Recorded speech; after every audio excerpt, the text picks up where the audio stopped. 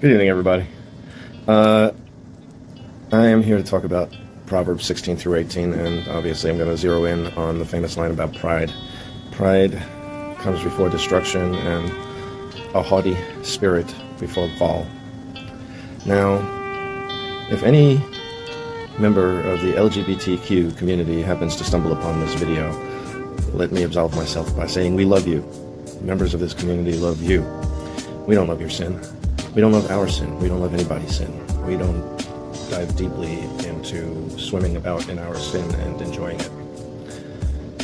Terrible thought. I go swimming like 3 times, 4 times a week. And what if I was swimming in sin? That would just be awful. But when you see the LGBTQ community having a pride parade or a pride month or pride advertisements littering the walls and the boards of baseball stadium, celebrate Pride Month. That's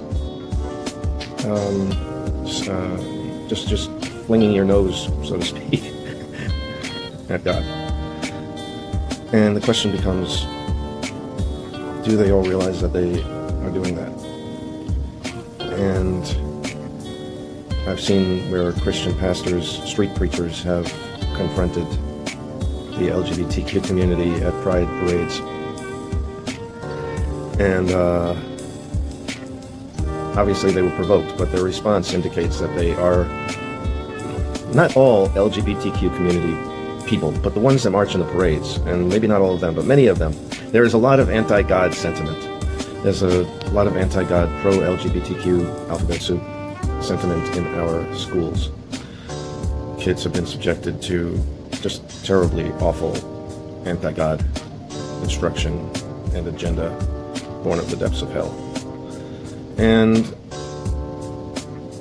I looked to see if possibly there was a different word that would have been actually a more accurate translation. I looked for, conceit and arrogance and even just ego. And no, it's pride. And yes, the LGBTQ community did choose the word that God said would represent destruction. And I don't know what else there is to say except be in the Lord. I mean, who are you? Who am I? Who is anybody except for a sinner with an undeserved favor of grace, which allows us to all come back home to God. So don't be prideful. Certainly don't be haughty. Don't shove it in your face how great that you are.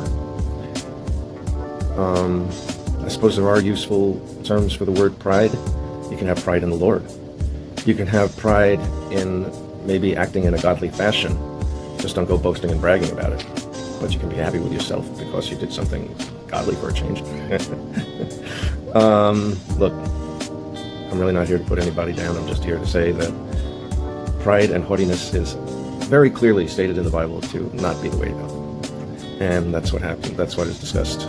That's what is put forth, specifically in Proverbs 16. Yes, the Bible does say that. It absolutely does.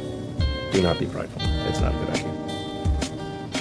And with that said, I love you, and in the holy name of Jesus, I am proud to be associated with other people who realize who Jesus is, who we are, and what it's all about. Have a great week.